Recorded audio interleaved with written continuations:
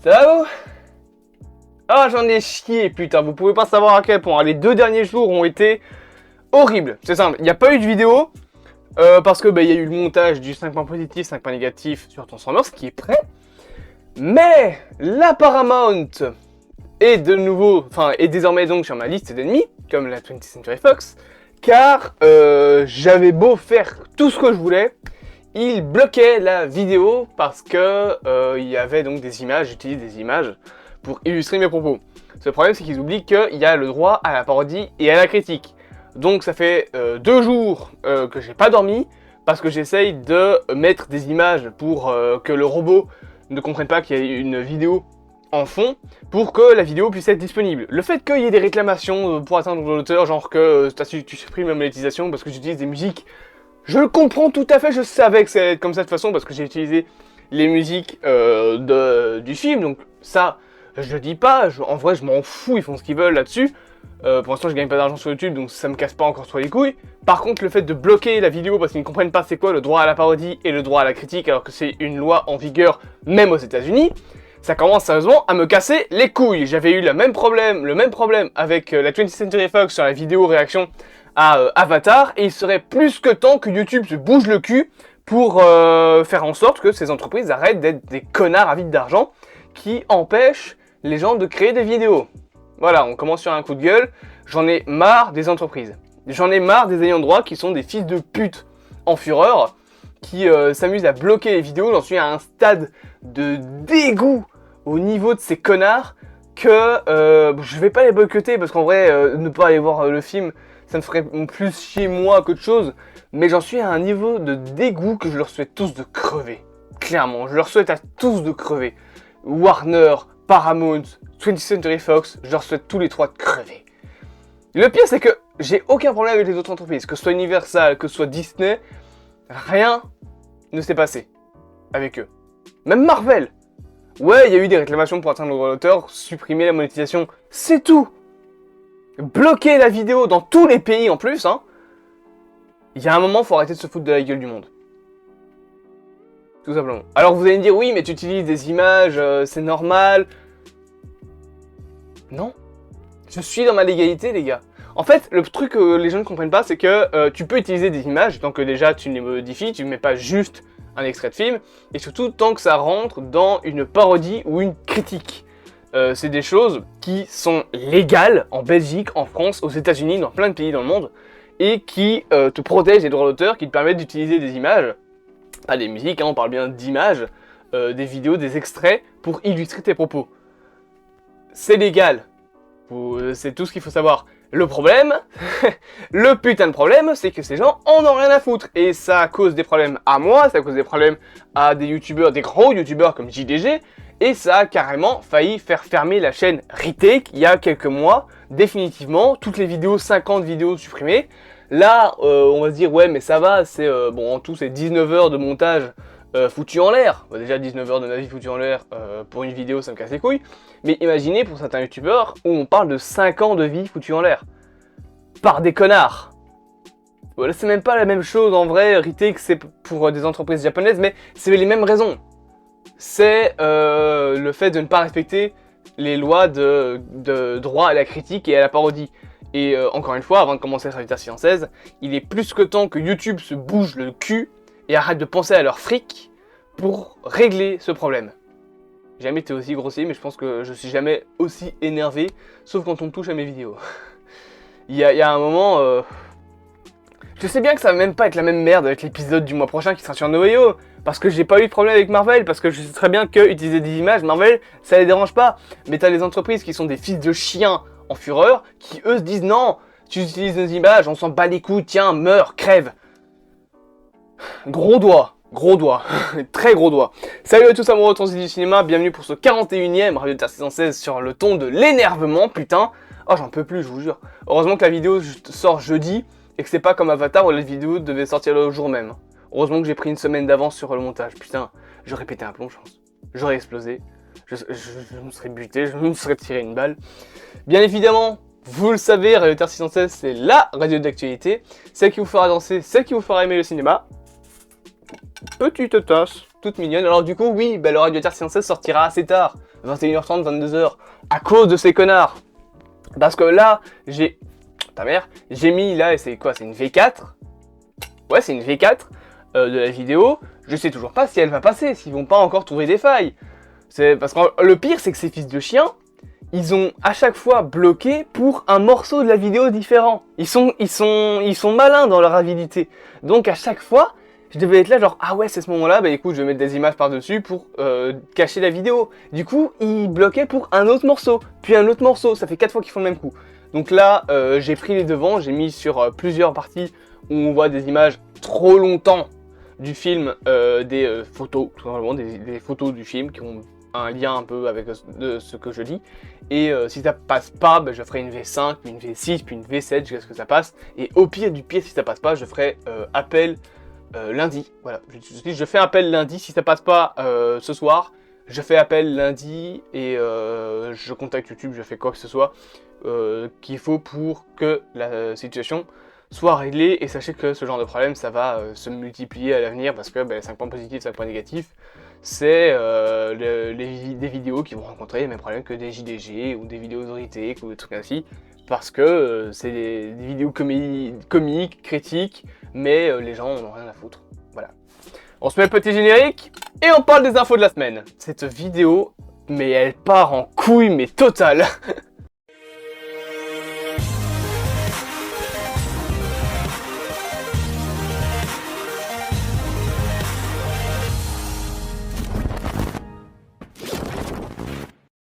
Rubrique numéro 1, je viens de m'enculer la jambe. Action. Marvel, j'en perds mes mots, c'est terrible. Allez, on va quand même essayer de passer un bon petit moment devant ça. Je ferai une vidéo coup de gueule. Je ferai une grosse vidéo coup de gueule durant la semaine pour parler de tout ça. Mais bref. Donc, nous parlons maintenant des informations Marvel de cette semaine. On commence par le fait que Winston Duke, donc l'interprète de M'Baku dans le Marvel Cinematic Universe, a déclaré en interview que son personnage devenait bien le roi du Wakanda à la fin de Black Panther, Wakanda Forever. Alors, mariage avec Shuri, truc ainsi, on sait pas. Ou alors, est-ce qu'il a détrôné Shuri? Peut-être. On verra bien, probablement dans un Black Panther 3 ou un truc ainsi. On sait également, oui c'est normal, tout va bien, que un casting pour Deadpool 3 se fait de plus en plus avec premièrement une femme de 30 à 50 ans, chef de famille qui sera une ennemie à Deadpool et à Wolverine. On sait que Daphne Kinney pourrait reprendre son rôle de X-23, donc la fille clone de Wolverine. Et le casting cherche également un homme allié pour nos héros. Nous savons toujours concernant Marvel qu'un special sur Ghost Rider est en préparation. Ça fait plaisir. Alors peut-être un special, j'aurais préféré vachement un film. Mais voilà, on sait qu'un special Marvel est en préparation. On sait également que José Garcia pourrait jouer un variant de Tony Stark dans Avengers Secret Wars. On a également, et ça moi ça me fait extrêmement plaisir, un premier titre, à savoir Silk Spider Society, et du coup un premier synopsis pour la série Silk, qui personnellement m'intéresse beaucoup parce que j'adore le personnage. Cindy Moon, Spider-Gwen, de meilleures versions variantes avec Miles Morales de Spider-Man. J'aime bien les filles décidément. Voilà. Mais du coup, le petit synopsis qu'on a, c'est qu'apparemment on suivra une jeune américano-coréenne mordue par la même araignée que Peter Parker qui cherche à échapper à la prison et retrouver sa famille. Alors c'est plus ou moins la même histoire que dans les comics, hein. Cindy Moon a été piquée par la même araignée, enfin mordue par la même araignée que Peter dans les comics, donc elle a les mêmes pouvoirs, mais je pense qu'elle les a plus puissants il me semble. Je pense que c'est ça l'histoire. On a également, du coup, toujours concernant cet univers-là, parce que ça fait partie bien évidemment du Sony Spider-Man Universe, l'info comme quoi que Amazon a signé un deal avec justement Sony pour réaliser plusieurs séries dans l'univers du Sony Spider-Man Universe. Maintenant, concernant le MCU toujours, on a Jenna Ortega qui pourrait jouer White Tiger dans Daredevil Born Again. Pourquoi pas, le personnage est cool, l'actrice est cool, Daredevil c'est cool, je dis oui. On sait également que Spider-Man Freshman Years pourrait être annulé à cause de coupes budgétaires chez Disney. On verra, faut rester optimiste pour l'instant, ça n'a pas encore été officialisé. On sait également que le film Fantastic Four, j'ai arrêté de chipoter à ma tasse, donc le film 4 Fantastiques du MCU qui sortira en 2025 maintenant, se passera dans les années 60 et qu'on devrait y voir Kang pour lier le film aux deux films Avengers.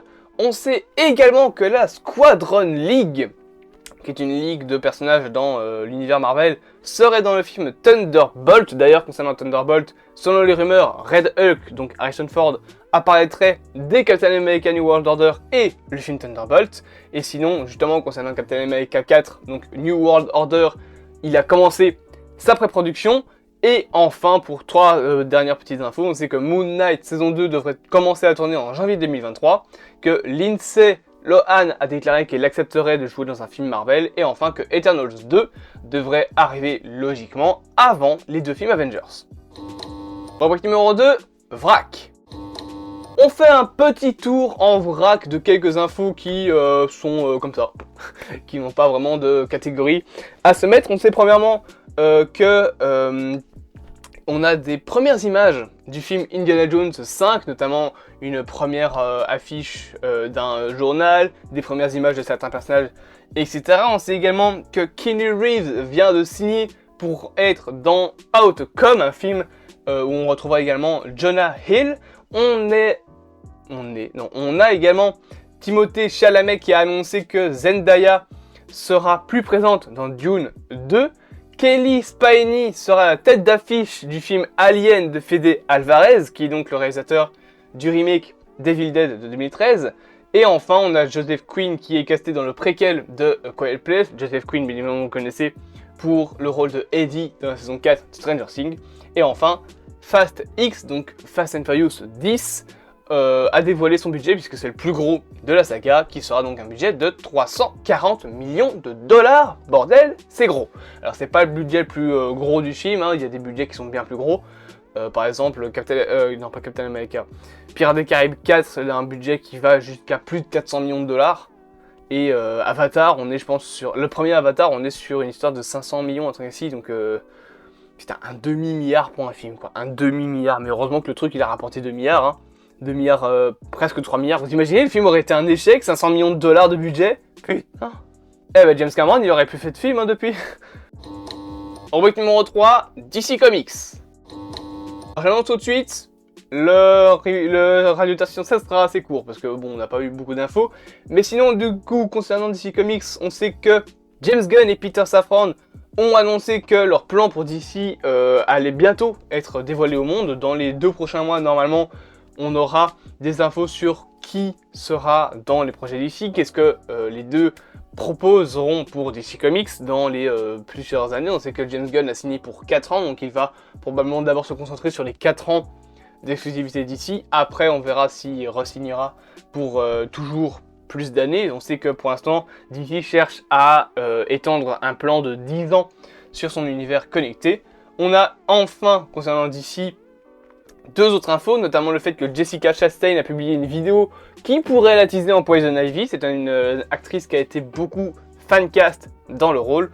Et enfin, Constantine 2, selon son réalisateur, sera bel et bien R-rated, donc avec du gore, du sang, chose qui n'était pas le cas pour le premier, et qui est un des seuls regrets du réalisateur concernant le premier Constantine.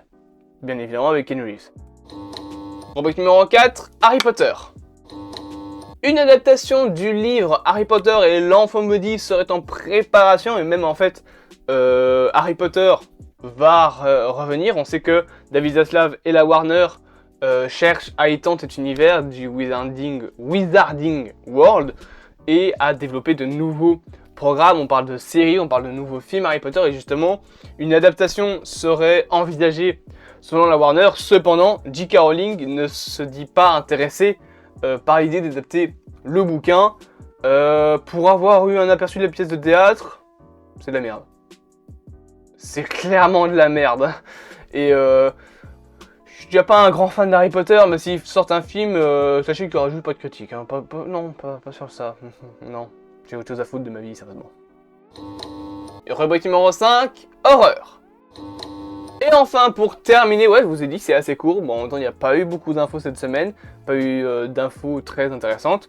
On sait que Blumhouse, donc la société de Jason Blum, bien évidemment, créateur notamment des Paranormal Activity, futur créateur du film Final Fantasy, ainsi que la société Atomic Smasher, société de production donc, de James Wan, et eux, je pense qu'ils ont Conjuring, je pense que c'est eux. Ils ont donc annoncé que leur société pourrait fusionner, et cela ferait d'eux la grosse société de production de films d'horreur. Alors, je sais pas comment ça pourrait s'appeler.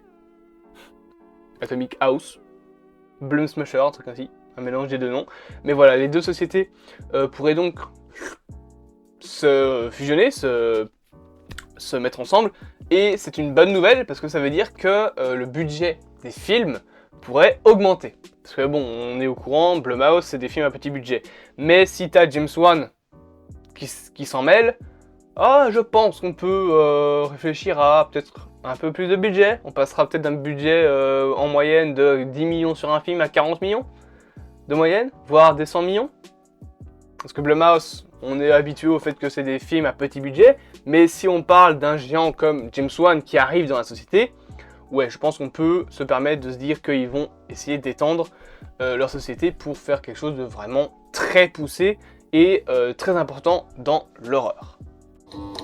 En attendant, du coup, c'est déjà la fin de ce Radioacteur saison 16. Désolé s'il est trop court, très court, je m'en excuse d'avance. J'espère quand même que cet épisode vous aura plu. Bien évidemment, je vous propose de vous abonner, de partager, de liker et de commenter cette vidéo. Bien évidemment, du coup, je vous dis à bientôt. Je vous dis à jeudi pour le 5 points positifs, 5 points négatifs, normalement. Et au pire du pire, le pire qui pourrait se passer, c'est qu'il soit annulé. Mais de toute façon, j'en parlerai en post sur YouTube, dans l'onglet communauté sur YouTube. J'ai vu bien évidemment vos commentaires sur l'annonce de la FAQ de décembre, j'ai vu des questions.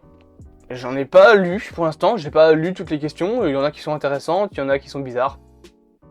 Mais voilà, j'ai lu vos trucs, je répondrai à tout normalement, on verra bien le nombre de questions qu'il y aura au final. Bien évidemment, du coup, vous me connaissez, je reprends mon clap, je vous dis à bientôt, à demain pour 2 vidéos normalement, le coup de gueule et une petite vidéo réaction que j'aurais dû faire, mais le 5 points positifs, 5 points négatifs est arrivé à ce moment-là, donc ça m'a pris trop de temps. On se dit donc à plus à moins temps du cinéma, passez une bonne journée et je coupe la radio.